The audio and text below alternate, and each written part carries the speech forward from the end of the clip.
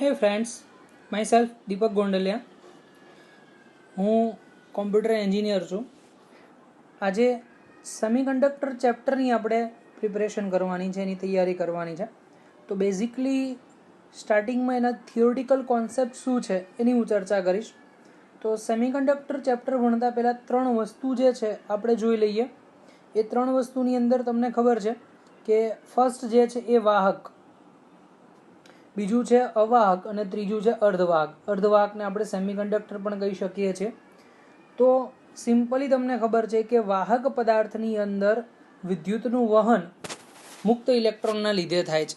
Basically તમે પ્રવાહ વિદ્યુતમાં ભણી ગયા.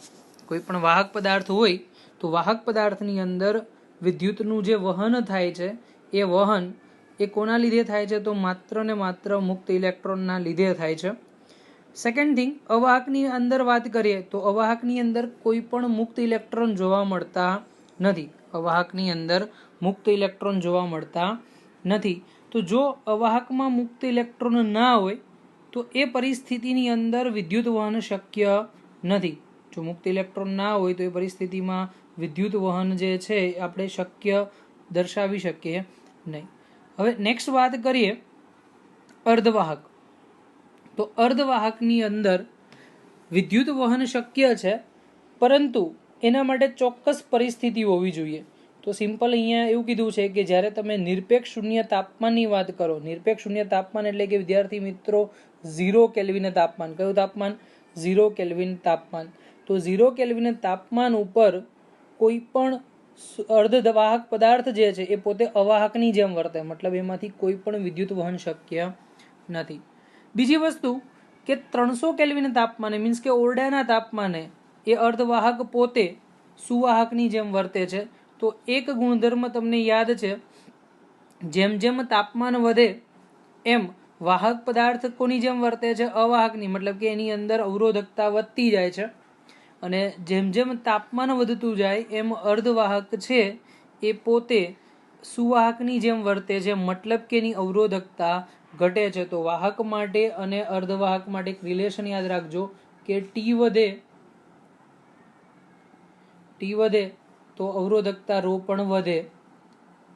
જ્યારે આપણે અત્યારે વાત કરીએ છીએ કોના માટે? અર્ધવાહકમાં. તો તાપમાન વધે, ટી વધે, તો તેની સાથે અવરોધકતા ρ જે છે એ ઘટે છે.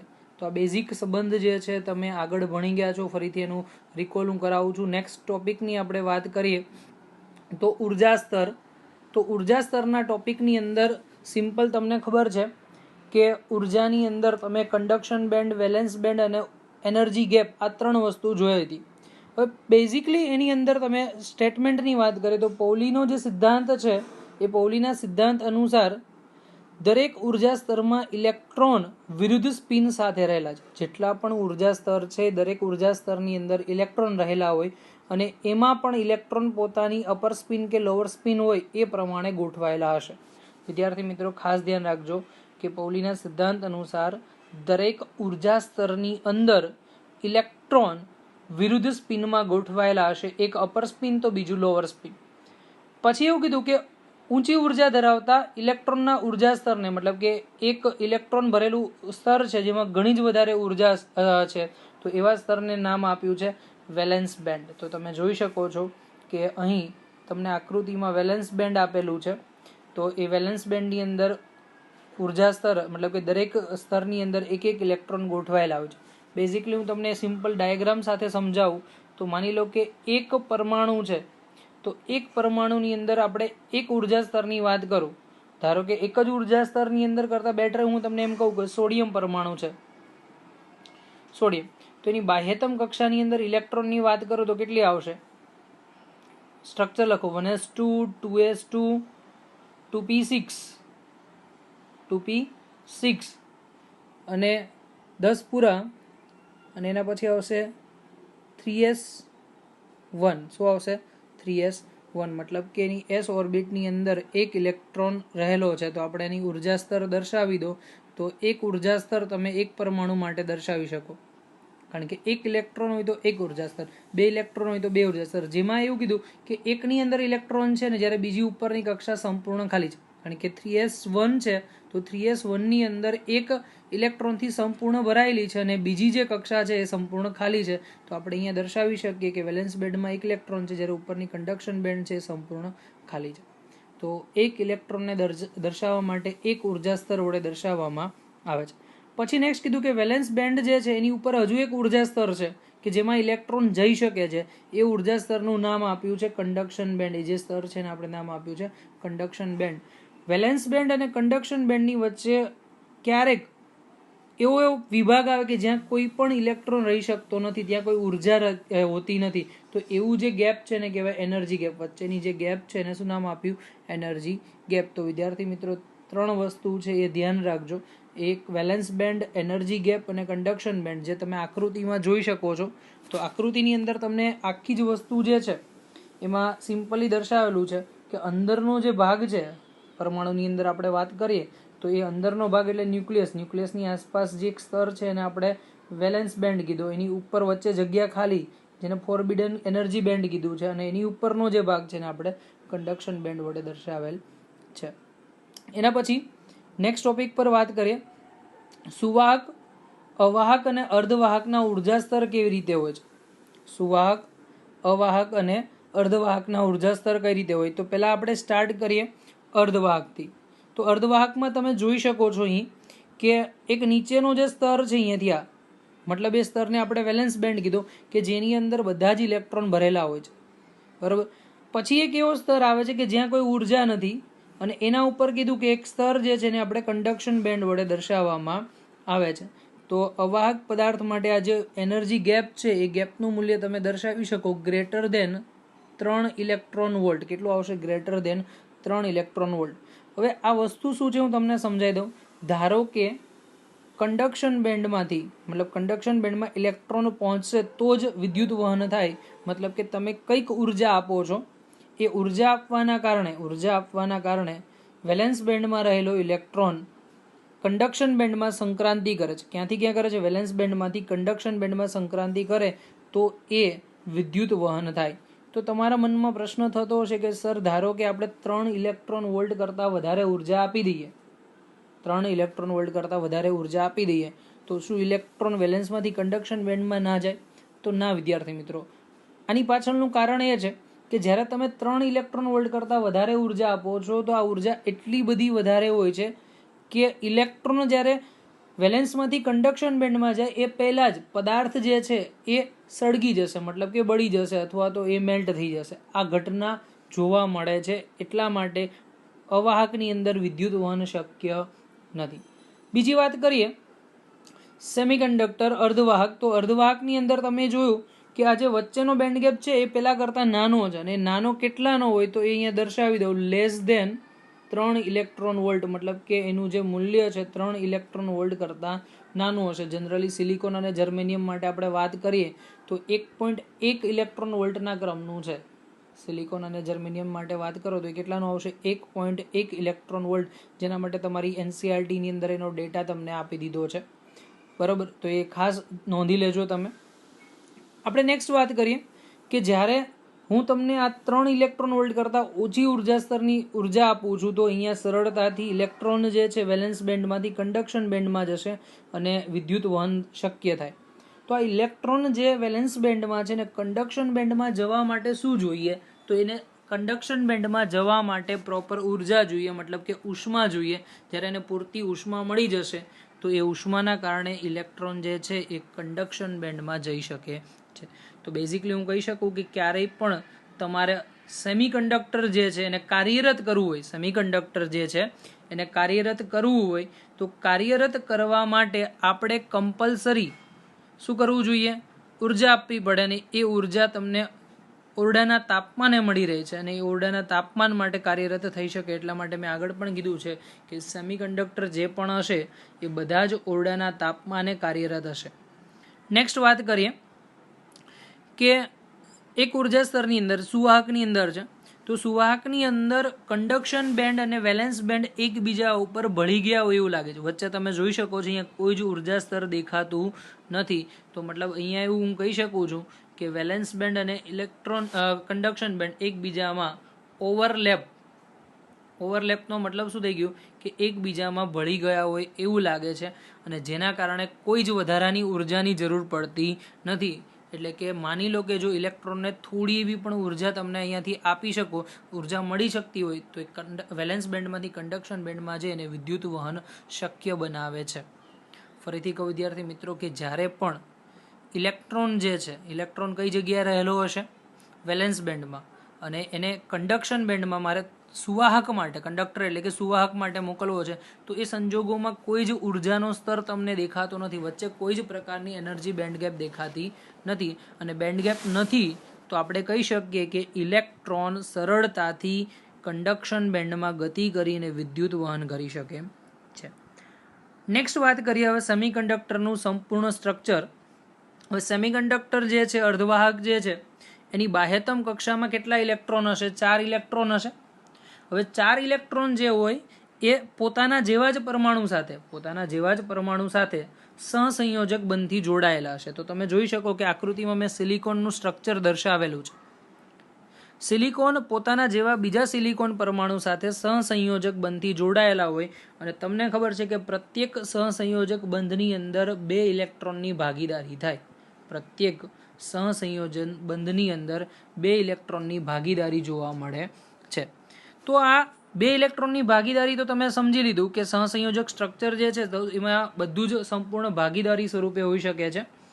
તો આની અંદર જ્યારે ઇલેક્ટ્રોન જે છે એને હું ઓરડાના તાપમાને લઈ જાઉં તો ઇલેક્ટ્રોન સહસંયોજક બંધમાંથી મુક્ત થાય છે. ઇલેક્ટ્રોન જે છે એ સહસંયોજક બંધમાંથી મુક્ત થાય છે, અને એ કોઈ પણ આગળના સ્વરૂપે, મતલબ કે બીજી જે જગ્યાએ ખાલી જગ્યા પડી હશે એ ત્યાં ફરીથી સંયોજાય છે.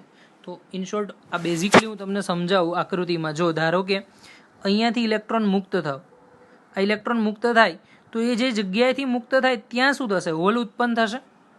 ફરીથી માની લો કે અહીંયાથી ઇલેક્ટ્રોન છૂટો પડ્યો, આગળ જશે તો ત્યાં હોલ ઉત્પન્ન થશે. તો ઇન શોર્ટ જેટલા પણ ઇલેક્ટ્રોન હશે એટલા જ હોલ હશે, અને ઇલેક્ટ્રોન અને હોલની સંખ્યા ઘનતા સરખી હોવાથી આપણે એમ કહી શકાય અંતર્ગત વિદ્યુતભાર વાહકો Ni is equal to Ne is equal to NH. Ni is equal to Ne is equal to NH. તો બેઝિકલી હું અહીંયા એવું કહી શકું છું કે ધારો કે કોઈ પણ સેમિકન્ડક્ટર છે, જેમ કે સિલિકોન છે, જર્મેનિયમ છે, કોઈ પણ હોય, તો સિલિકોન જર્મેનિયમની અંદર વિદ્યુત વહન માત્ર ઇલેક્ટ્રોનના કારણે થાય એવું નથી. ઇલેક્ટ્રોન અને હોલ. તમે એમ કહેશો કે સર આ હોલ એટલે શું? તો સિમ્પલ આ ઘટના હું તમને અહીંયા સમજાવું. ધારો કે તમે આ જે રચના છે એ રચનાને હું એમ કહું કે કોઈ વિદ્યુત વિભવ આપી દો છો. અહીંયા માની લો કે તમે ધન છેડો જોડી દો, આ છેડો બેટરીનો ઋણ સાથે જોડી દો, તો મતલબ શું થશે કે અહીંયાથી ઇલેક્ટ્રોન છૂટો પડશે, એ આગળ કોઈ જગ્યાએ હશે ત્યાં છૂટો પડશે. હવે બેઝિકલી તમને એક્ઝામ્પલ આપું. માની લો કે અહીંયા એક ઇલેક્ટ્રોન હતો, ઇલેક્ટ્રોન કઈ બાજુ જશે? ધન છેડા તરફ જશે. હવે જ્યાંથી ઇલેક્ટ્રોન ગયો ત્યાં હોલ ઉત્પન્ન થાય, એટલે અહીંયા હોલ બનાવી દો. હવે ફરીથી અહીંયા જે પીળા કલરનો ઇલેક્ટ્રોન જે છે એ અહીંયાથી ગતિ કરીને ક્યાં જશે? ખાલી હોલમાં આવશે. તો એ જે હોલની અંદર આવશે એટલે સીધો ત્યાં શું થઈ જશે? ટ્રેપ એટલે કે સંયોજિત થઈ જશે. શું થશે? સંયોજિત થશે. અને આમ ક્રમશઃ જેટલા પણ ઇલેક્ટ્રોન છૂટા પડતા જશે એના માર્ગમાં આવેલા હોલની અંદર ટ્રેપ એટલે કે બંધિત ઇલેક્ટ્રોનમાં ફેરવાઈ જશે. તો તમે જોઈ શકો કે આ બંધિત ઇલેક્ટ્રોનના કારણે હોલ જે છે એ ક્રમશઃ ઋણ છેડા તરફ ગતિ કરશે. જોઈ શકો તમે કે બધા જ ઇલેક્ટ્રોન ધન છેડા બાજુ જાય અને બધા જ હોલ જે છે એ ઋણ છેડા તરફ ગતિ કરતા હશે. તો અહીં 2 પ્રકારે વિદ્યુતનું વહન શક્ય છે, ઇલેક્ટ્રોનના કારણે અને હોલના કારણે. તો ઇલેક્ટ્રોન અને હોલ જે છે એને સંયુક્ત સ્વરૂપે આપણે શું દર્શાવી શકીએ છીએ? અંતર્ગત અર્ધવાહકો, અને અંતર્ગત અર્ધવાહકોની સંખ્યા જેટલા જ ઇલેક્ટ્રોન હશે એટલા જ હોલ હશે, એટલે કે Ni is equal to Ne is equal to NH. Clear?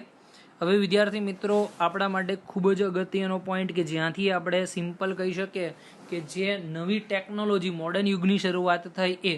તો મોડર્ન યુગની શરૂઆત થઈ એના માટે જવાબદાર બહિર્ગત અર્ધવાહકો, અને આ બહિર્ગત અર્ધવાહકના કારણે ડાયોડની રચના થાય, પીએન જંકશન ડાયોડની રચના થાય, અને એ ડાયોડના કારણે તમે જોઈ શકો કે તમારી આસપાસના જેટલા પણ પદાર્થ જે છે, આસપાસના પદાર્થ મતલબ શું કે સિમ્પલ હું તમને કહી શકું કે તમારી આસપાસ માની લો કે ટીવી છે, લેપટોપ છે, મોબાઈલ છે, કોમ્પ્યુટર છે, આ બધી જ વસ્તુ એ સેમિકન્ડક્ટરના કારણે કાર્યરત છે.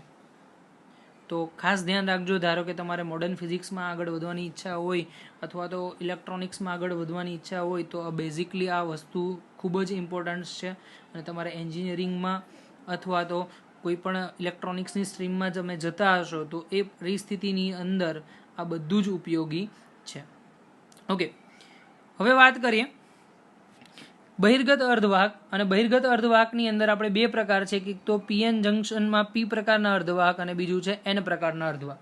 બહિર્ગત અર્ધવાહકની વાત કરીએ તો એક તો પી પ્રકારના અર્ધવાહક છે અને બીજા છે એન પ્રકારના અર્ધવાહક. તો સમજો કે પી પ્રકારના અર્ધવાહક કઈ રીતે મેળવી શકાય. તો યાદ રાખજો વિદ્યાર્થી મિત્રો કે આપણે પહેલા સ્ટાર્ટ કરીએ એન પ્રકારના અર્ધવાહકથી, પછી પી જોઈએ. તો એન પ્રકારના અર્ધવાહક મેળવવા માટે તમારે પેન્ટાવેલેન્ટ અશુદ્ધિ ઉમેરવામાં આવે છે. હવે એમ કહેશો કે આ પેન્ટાવેલેન્ટ અશુદ્ધિ એટલે શું? તો પેન્ટાવેલેન્ટ અશુદ્ધિ એ પ્રકારની છે કે જેની અંદર બાહ્યતમ કક્ષામાં 5 ઇલેક્ટ્રોન રહેલા હોય. બાહ્યતમ કક્ષામાં કેટલા ઇલેક્ટ્રોન હશે? 5 ઇલેક્ટ્રોન. હવે 5 ઇલેક્ટ્રોનથી થશે શું? તો સિમ્પલ અહીંયા તમને કહી દઉં કે જ્યારે તમે ડોપિંગ કરો છો, અશુદ્ધિ ઉમેરો છો, તો અશુદ્ધિ ઉમેરતા જે પણ સિલિકોન યજમાન પરમાણુ છે તમે જોઈ શકો યજમાન પરમાણુના સ્થાને અશુદ્ધ પરમાણુ ગોઠવાઈ જશે. તો અમે અહીંયાથી જો સિલિકોન કાઢી નાખ્યો, આ છેડામાં સિલિકોન કાઢી નાખ્યો અને એની જગ્યાએ મેં કોઈ પણ પેન્ટાવેલેન્ટ અશુદ્ધિ જેમ કે ફોસ્ફરસ છે અથવા તો એન્ટીમની ત્યાં ગોઠવી દીધો. ક્લિયર? હવે ધારો કે ત્યાં એન્ટીમની કે ફોસ્ફરસ ગોઠવાય છે તો એ 4 ઇલેક્ટ્રોન તો સહસંયોજક બંધમાં વપરાય જ જશે, કારણ કે આજુબાજુમાં બીજા 4 સિલિકોન પરમાણુ છે. તો એ 4 સિલિકોન પરમાણુ એક અહીંયા, એક આ બાજુ અને એક આ બાજુ, એમ 4 જગ્યાએ વપરાઈ જશે. હવે 4 જગ્યાએ વપરાઈ ગયા તો એક વધારાનો ઇલેક્ટ્રોન કોને મળ્યો? તો તમારું જે અર્ધવાહક છે સિલિકોન હોય કે જર્મેનિયમ હોય, એક વધારાનો ઇલેક્ટ્રોન તમે એક અશુદ્ધિએ મળે, એક વધારાનો ઇલેક્ટ્રોન એક અશુદ્ધિએ તમને મળે છે. તો અશુદ્ધિ ઉમેરવાનું પ્રમાણ કઈ રીતે હોય? તો અશુદ્ધિ ઉમેરવાનું પ્રમાણ છે 10⁻⁴ મતલબ કે ppm જેટલું, પાર્ટ પર મિલિયન. તો પાર્ટ પર મિલિયનની અંદર 10 લાખ શુદ્ધ પરમાણુએ 1 અશુદ્ધ પરમાણુ ઉમેરવામાં આવે છે. તો બેઝિકલી હું એમ કહું કે માની લો કે તમારી પાસે 1 મોલ શુદ્ધ પરમાણુ છે, તો એના માટે અશુદ્ધિ કેટલી થશે? 1 મોલ શુદ્ધ પરમાણુ છે તો એના માટે અશુદ્ધિ કેટલી થશે? તો વિદ્યાર્થી મિત્રો તમે ગણતરી કરી શકો કે 10⁶ 1 અશુદ્ધ પરમાણુ, તો 10⁻23, કારણ કે 1 મોલની અંદર કેટલા પરમાણુ છે? 10⁻23 કેટલા અશુદ્ધ પરમાણુ? તો 10⁻23 ભાગ્યા 10⁶, તો 10⁻17. વિચારી શકો કે માત્ર ને માત્ર 1 મોલ સિલિકોન લઉં છું તો એની અંદર અશુદ્ધિ કેટલી આવી? તો 10⁻17 પરમાણુ. કેટલી આવશે? 10⁻17 પરમાણુ. તો વિદ્યાર્થી મિત્રો તમે જોઈ શકો કે અલ્ટિમેટલી હું જો એન પ્રકાર મતલબ પેન્ટાવેલેન્ટ ડોપિંગ કરું તો મને અલ્ટિમેટલી 10⁻17 ઇલેક્ટ્રોન વધારે મળે છે. કેટલા ઇલેક્ટ્રોન મળે છે? 10⁻17 ઇલેક્ટ્રોન વધારે મળે છે 1 મોલ માટે. તો બેઝિકલી તમારી પાસે આ જે સ્ટ્રક્ચર છે એ સ્ટ્રક્ચરની અંદર સૌથી વધારે સંખ્યા કોની થઈ? ઇલેક્ટ્રોનની થઈ. હજુ તો હોલની તો કોઈ વાત જ નહીં, હોલ તો મળતા જ નથી. તો અહીંયા એવું કહી શકાય કે હોલ કરતા ઇલેક્ટ્રોનની સંખ્યા વધારે છે, નેગેટિવ ચાર્જની સંખ્યા વધારે છે. તો નેગેટિવ ચાર્જની સંખ્યા વધારે હોવાથી આ પ્રકારના અર્ધવાહકને એન પ્રકારનો અર્ધવાહક કહે છે. ક્લિયર? યાદ રાખજો વિદ્યાર્થી મિત્રો કે જ્યારે તમે પેન્ટાવેલેન્ટ અશુદ્ધિ ઉમેરો તો બાય ડિફોલ્ટ ઇલેક્ટ્રોનની સંખ્યા વધી જાય છે. એનું રીઝન મેં તમને સમજાવ્યું. તો એના કારણે જે પણ અર્ધવાહક મળે છે એ અર્ધવાહકને એન પ્રકારનો અર્ધવાહક કહે છે. Okay, next. હવે અહીંયા તમે જોઈ શકો છો આકૃતિની અંદર તમને કીધું છે કે જે અશુદ્ધિ પરમાણુ જે છે એ અશુદ્ધિ પરમાણુ કઈ રીતે ગોઠવાશે? તો તમારું જે કન્ડક્શન બેન્ડ છે, કન્ડક્શન બેન્ડની ખૂબ જ નજીક અશુદ્ધિ પરમાણુનો ઉર્જા સ્તર રહેલો હોય છે. એટલે અશુદ્ધિ પરમાણુનો ઉર્જા સ્તર હોય તો મીન્સ કે થોડી એવી માત્ર તમને એકદમ માઇનોર જેવી ઉર્જા આપું અને એ ઉર્જા કેટલી હશે તો 0.01 ઇલેક્ટ્રોન વોલ્ટના ક્રમની હશે. એ ઉર્જા કેટલી હશે 0.01 ઇલેક્ટ્રોન વોલ્ટના ક્રમની.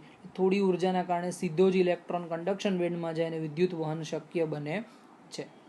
તો યાદ રાખજો કે સિમ્પલ n પ્રકારના અર્ધવાહકની અંદર એકદમ ઓછી ઉર્જા આપતા ઇલેક્ટ્રોન સરળતાથી કન્ડક્શન બેન્ડમાં જઈ શકે છે. અને એ કેટલું સરળ તો સિમ્પલ તમે જ્યારે અંતર્ગત અર્ધવાહક જો તો એના કરતાં પણ એકદમ ઓછી ઉર્જામાં એ કન્ડક્શન બેન્ડમાં જઈ અને વિદ્યુત વહન કરી શકે છે. તો આ રીતે તમે યાદ રાખજો કે n પ્રકારનો અર્ધવાહકમાં કઈ ઘટના બને છે એ. નેક્સ્ટ વાત કરીએ p પ્રકારનો અર્ધવાહક. p પ્રકારનો અર્ધવાહક તો અહીંયા તમને એવું કીધું છે કે ટ્રાઇવેલેન્ટ અશુદ્ધિ ઉમેરવાની છે. ટ્રાઇવેલેન્ટ મતલબ કે બાહ્યતમ કક્ષામાં માત્ર 3 જ ઇલેક્ટ્રોન હશે. તો આકૃતિ તમે જુઓ અહીંયા, બાહ્યતમ કક્ષામાં 3 ઇલેક્ટ્રોન, તો એક ઇલેક્ટ્રોન અહીંયા વપરાઈ ગયો, એક ઇલેક્ટ્રોન અહીંયા વપરાઈ ગયો, એક ઇલેક્ટ્રોન અહીંયા વપરાઈ ગયો. પણ એક ઇલેક્ટ્રોન જે છે હજુ કોઈની સાથે બીજો ઇલેક્ટ્રોન જે છે એ અહીંયા ખાલી જગ્યા છે, કારણ કે ઇલેક્ટ્રોન જ નથી. તો ઇલેક્ટ્રોન નથી તો મતલબ એ જગ્યા ખાલી પડવાની. તો ચોથા સહસંયોજક બંધની અંદર અહીંયા તમે જોઈ શકો કે એની અંદર એક જગ્યા ખાલી પડે છે. મતલબ કે તમને એક હોલ ત્યાં ક્રિએટ થાય છે. પેલામાં શું હતું કે 5 ઇલેક્ટ્રોન હતા, 4 વપરાઈ ગયા, 1 વધ્યો.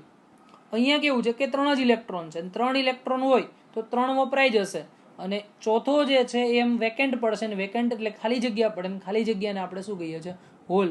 તો ચોથા સહસંયોજક બંધની અંદર હોલ મળે છે. તો ખાલી એક અશુદ્ધિ પરમાણુ એક હોલ મળ્યો. તો તમને ફરીથી એમ કહું કે ધારો કે તમે અશુદ્ધિનું પ્રમાણ કઈ રીતે રાખો તો 10⁶ ઘાતે 1 અને કયા પ્રકારના તત્વો વાપરવાના તો એલ્યુમિનિયમ અને ઇન્ડિયમ જેવા, જેની બાહ્યતમ કક્ષામાં 3 ઇલેક્ટ્રોન હોય એવા પદાર્થ એલ્યુમિનિયમ અને ઇન્ડિયમ જેવા. તો અહીંયા એવું કહી શકાય કે તમે 10⁶ ઘાતે જ્યારે એક અશુદ્ધિ મળતી હોય તો 10⁻23 ઘાતે અશુદ્ધિ કેટલી મળે તો હમણાં જ ગણતરી કરી 10⁻17 ઘાતે જેટલી અશુદ્ધિ પરમાણુ મળે.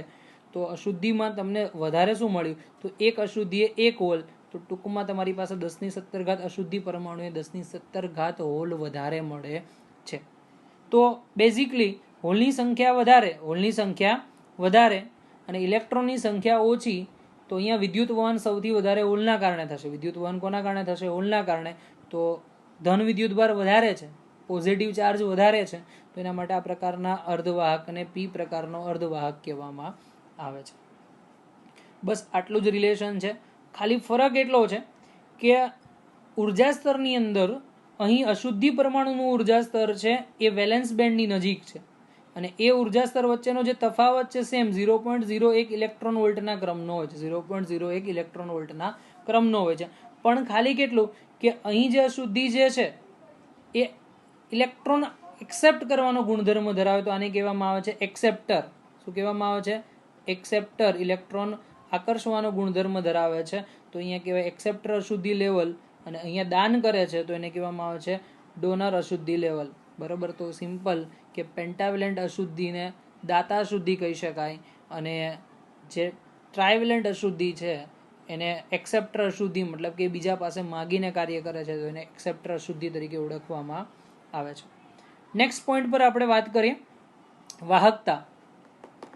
તો તમે જુઓ કે અર્ધવાહકની અંદર વિદ્યુત વહન બેના લીધે થાય. એક તો ઇલેક્ટ્રોનના લીધે બી થાય છે અને બીજું હોલના લીધે પણ થાય. તો સિમ્પલ વાહકતા તમને ઇલેક્ટ્રોનના લીધે પણ મળે છે અને હોલના લીધે પણ મળે. તો વાહકતાનું સમીકરણ તમને ખબર છે એની મ્યુ. શું થાય? એની મ્યુ. યાદ રાખજો, એની મી નહીં, એની મ્યુ. શું સમીકરણ યાદ રાખવાનું? એની મ્યુ. તો ચલો હવે આપણે ઇલેક્ટ્રોન અને હોલ બંને માટે લખીએ. તો ઇલેક્ટ્રોન અને હોલ માટે શું લખી શકાય? Ne મતલબ કે ઇલેક્ટ્રોનની સંખ્યા ઘનતા, Ne એટલે કે ઇલેક્ટ્રોનની સંખ્યા ઘનતા ગુણ્યા ઇલેક્ટ્રોનનો વિદ્યુતભાર ઇન્ટુ મ્યુ ઈ. મ્યુ ઈને શું કહેવામાં આવે છે? મોબિલિટી. કોની મોબિલિટી? તો સિમ્પલ કહી શકાય કે ઇલેક્ટ્રોનની મોબિલિટી. શું કહી શકાય છે? ઇલેક્ટ્રોનની મોબિલિટી. પ્લસ હવે હોલ માટે વાત કરો તો NH. શું કહી શકાય? NH ઇન્ટુ ઈ મતલબ વિદ્યુતભાર તો સેમ જ આવવાનો છે ઇન્ટુ ઈ ઇન્ટુ મ્યુએચ મતલબ એવું કહી શકાય કે હોલની સંખ્યા ઘનતા, હોલનો વિદ્યુત ભાર અને હોલની મોબિલિટી આ બેનો સરવાળો એટલે તમારી ટોટલ વાહકતા મળી જશે. હવે આના ઉપરથી તમને એવું કીધું કે જેટલા ઇલેક્ટ્રોન ફ્રી થાય એટલા જ ઇલેક્ટ્રોન કોઈ પણ હોલ સાથે સંયોજાય છે અને હોલ સાથે સંયોજાવાનો દર જે છે એ અચળ મળશે અને એ દર ઉપરથી તમને કીધું કે અંતર્ગત અર્ધવાહકની સંખ્યા કેટલી થાય. અંતર્ગત અર્ધવાહકની સંખ્યા એ સંખ્યા આવશે ni². અંતર્ગત અર્ધવાહકની સંખ્યાને કહેવાય ni. ni નો વર્ગ બરાબર ઇલેક્ટ્રોનની સંખ્યા ઘનતા ગુણ્યા હોલની સંખ્યા ઘનતા એટલે કે ne into nh. કારણ કે થર્મોડાયનેમિક્સના સિદ્ધાંત પ્રમાણે તમને ખબર છે કે તમે ઉષ્મા આપશો એટલે સહસંયોજક બંધ તૂટવાનો છે. સહસંયોજક બંધ તૂટશે તો ત્યાંથી ઇલેક્ટ્રોન છૂટા પડશે અને છૂટા પડેલા ઇલેક્ટ્રોન ફરીથી પાછા સંયોજાશે. એવું તો નથી કે એક જ ઝટકામાં વિદ્યુત પ્રવાહનું વહન કરી દીધું. એવું નહીં થાય. એવું ના થાય તો એ પરિસ્થિતિ માટે કહી શકીએ કે ni નો વર્ગ બરાબર ne into nh. હવે મોસ્ટ ઇમ્પોર્ટન્ટ પોઈન્ટ જે તમે રાહ જોઈ રહ્યા હશો કે પીએન જંકશન ડાયોડ. બરાબર, તો આજે આપણે ચર્ચા કરીએ પીએન જંકશન ડાયોડની. ચલો, તો પીએન જંકશન ડાયોડ માટે તમને અહીંયા એવું કીધું છે કે કોઈ એક સિલિકોન વેફર છે.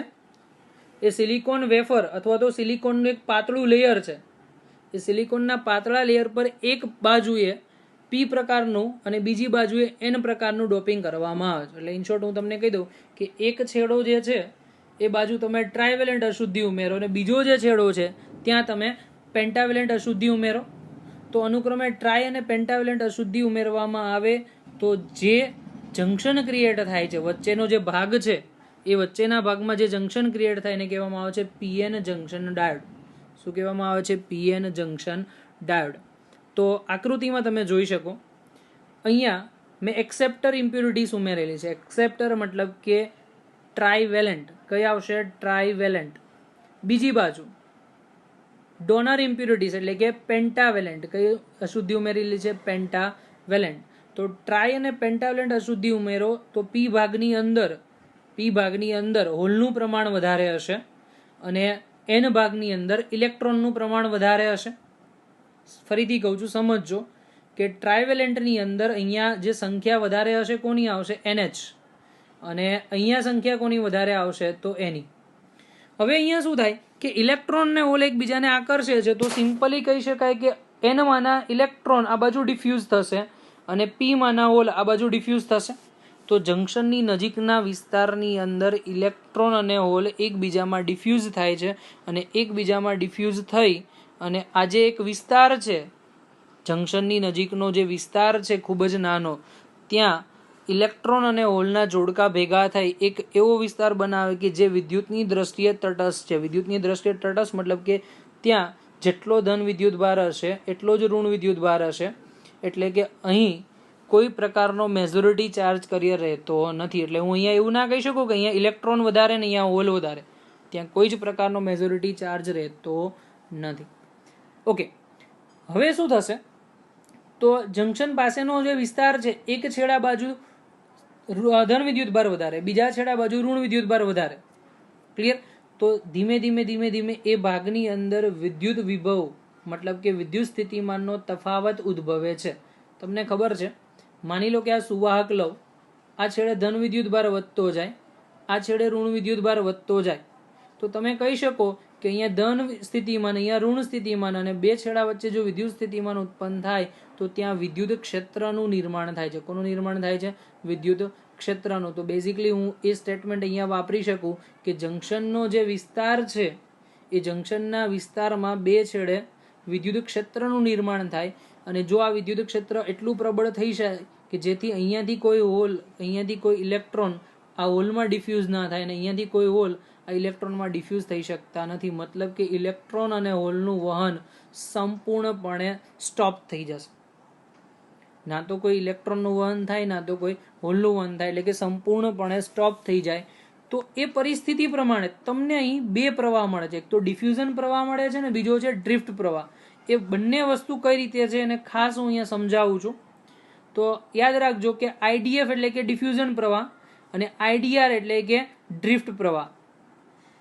તો જ્યારે પીએન જંકશનનું હું ડોપિંગ કરી નાખું છું, એક બાજુ પી પ્રકારના અર્ધવાહક ને બીજી બાજુ એન પ્રકારનો અર્ધવાહક મેં ડોપિંગ કરી નાખ્યું જેને કોઈ પણ બેટરી સાથે જોડેલ નથી, યાદ રાખજો, મેં કોઈ પણ બેટરી સાથે જોડેલ નથી. તો એ પરિસ્થિતિમાં એમ કહી શકાય કે ઇલેક્ટ્રોન વોલ્ટનું જેટલું ડિફ્યુઝન થાય, આ બાજુથી ઇલેક્ટ્રોન વોલ્ટનું જેટલું ડિફ્યુઝન થાય એટલું જ માઇનોરિટી ચાર્જ, મતલબ કે જે તમારા ઋણ વિદ્યુતભારિત માઇનોરિટી ચાર્જ કરિયર છે એનું પણ ડ્રિફ્ટ પ્રવાહ એટલો જ ઉત્પન્ન થાય છે. એટલે બંને સામસામેની દિશામાં અને સમાન મૂલ્યનો છે, જેથી પરિણામી પ્રવાહ શૂન્ય મળે છે. તો હું એમ કહી શકું કે માર્કેટમાં ખાલી તમે પીએન જંકશન ડાયોડ લઈને મૂકી દો તો એ પીએન જંકશન ડાયોડમાંથી ક્યારેય પણ વિદ્યુત પ્રવાહનું વહન થતું નથી. તો હવે એને કાર્યરત કરવા શું કરવાનું? તો સિમ્પલ, પી પ્રકારના છેડાને હું ધન સાથે અને એન પ્રકારના છેડાને ઋણ સાથે જોડી દઉં. પી પ્રકારના છેડાને ધન, એન પ્રકારના છેડાને ઋણ, તો એ જે સ્થિતિ છે ને કહેવાય ફોરવર્ડ બાયસ. કઈ સ્થિતિ કહેવામાં આવે છે? Forward bias. તો આ પરિસ્થિતિમાં શું થશે? તો જેટલા વધારે ઇલેક્ટ્રોન છે એનમાંથી ઇલેક્ટ્રોન બધા જ શું થશે? પીમાં ડિફ્યુઝ થશે. એનમાંથી ઇલેક્ટ્રોન પીમાં ડિફ્યુઝ થશે. મતલબ ડિફ્યુઝન પ્રવાહ ઘણો જ વધારે હશે, જ્યારે ડ્રિફ્ટ પ્રવાહ જે છે, ઇલેક્ટ્રોનનો ડ્રિફ્ટ પ્રવાહ જે ઘસડાઈને ગતિ કરે એકદમ નાનો હશે. બીજી વસ્તુ હું કહી શકું કે આ જે ડ્રિફ્ટ પ્રવાહ જે છે એ તમારો અવરોધકારક પ્રવાહ પણ કહી શકાય છે, જેનું મૂલ્ય ઘણું જ નાનું છે. તો જોઈ શકો કે ડિફ્યુઝન પ્રવાહ વધારે, ડ્રિફ્ટ પ્રવાહ ઓછો.